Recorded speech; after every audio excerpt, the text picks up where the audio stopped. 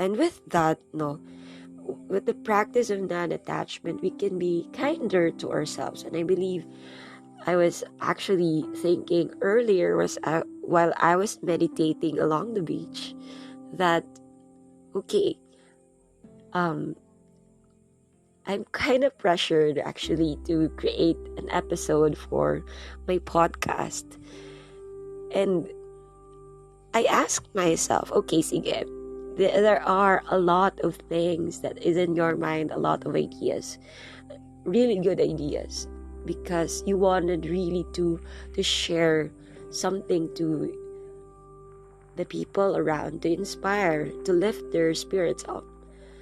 So what one thing can you share to them that no matter how many the ideas that you have, it will really be something that is the anchor of who you are and what you want other people will get from you. The key takeaway from all the things that you will be doing, your podcast, and even your plan of doing vlogging. Okay, so I paused for a while, and the first word that came into my mind is kindness. And of course, not only being kind to others, but more importantly, to be kind to ourselves. Because when we acknowledge that we are kind not to ourselves, it's much easier to be kind to others because we cannot give what we don't have, right? What is in the container, for example, of a fluid? What if you throw a stone inside? What will overflow with that? Of course, what will overflow is what is inside of that. If what is inside of that container, may it be a glass or whatever, if there's coffee in there, coffee will spill. Or if it's water, the same substance will spill. If there's toxin, diba? Toxicity will also spill. So that's the really first thing that came into my mind. That is being kind, being compassionate, especially to oneself, so that we can influence others also to be compassionate to themselves, and we can also be compassionate to others. Alright, so, and why did I talk about non-attachment today instead of kindness? It's because I think it just came into my mind that before I sleep, I wanted to do something at once, to share something in this podcast.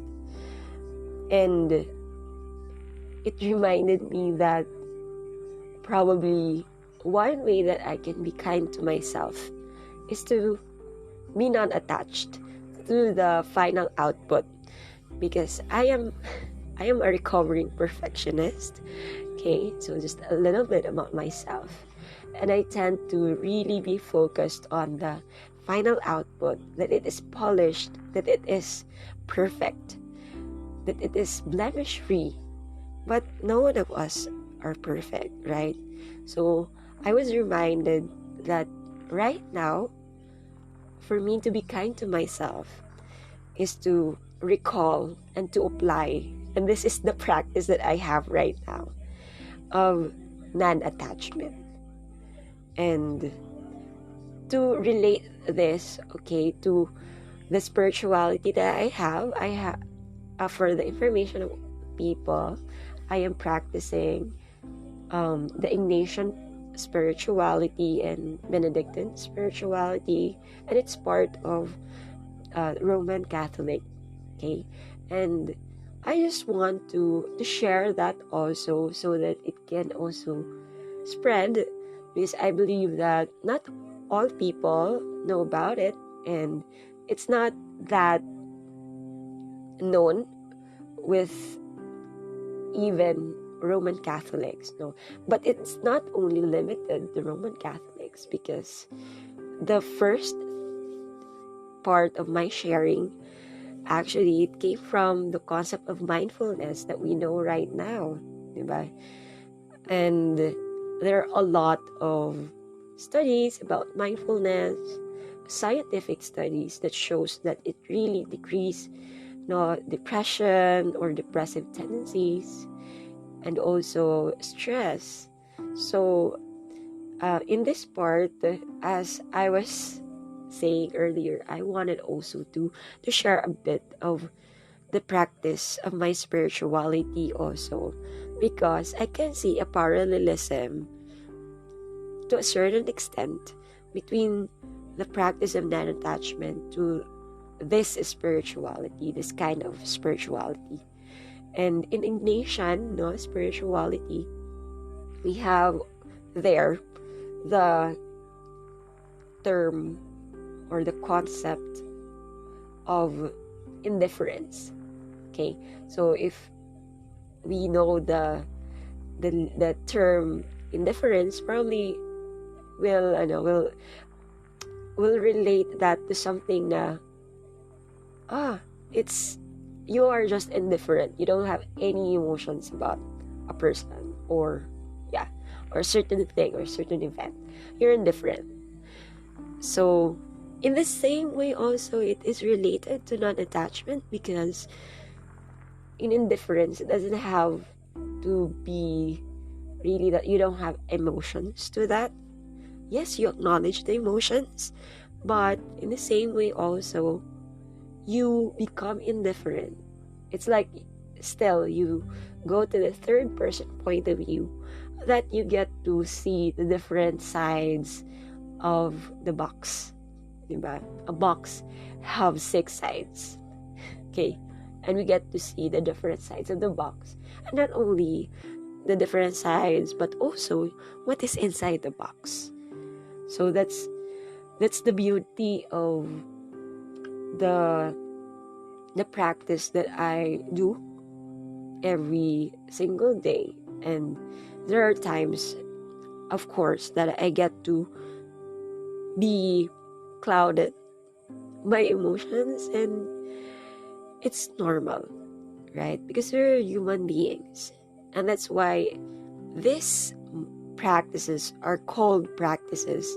It's because we have to practice it every single day and in every opportunity that life puts us. All right?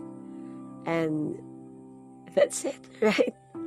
I was able to practice non-attachment by being less of pressuring less of myself, right? And to really not be so focused of the final output, and just to make this podcast as genuine as it is, diba? Because we all have struggles, right? Even though we will post certain things in social media that are really picturesque, right? And our lives seems to be so perfect, but there are always certain parts of us that are broken, because we live in a broken world, just like what I've said in the intro. And we are also broken in just different ways. And this is one of the brokenness that I have, and I'm conquering this with the help of my God. And I'm very thankful of the enlightenment that He gives me every single day, and I wanted to share it with you. And I hope that you will be able to get something out of this podcast, even though we will have different beliefs, okay, or religion. I believe that this concept of non-attachment is also existing, okay, also existing in other religion, especially in Buddhism, because I know Buddhism and also Taoism, they have this kind of concepts, of practices, and that's what makes the world really really interesting, okay? because even though we might have differences, but at the end of the day, diba, if we look deeper into the core principles of the different religions, the different ideals that we have, I think there are always commonalities, and I believe that is love and also peace, compassion. I think it's overarching. Okay, so I hope that you learned something today, and in a way, I have also contributed to you to keep fighting and to keep going, to keep moving forward in this journey that we call life. And I hope that our life will not only be fruitful for ourselves, but also will be life-giving to others. And this has been Love, Sophia, and thank you for being with me in this journey.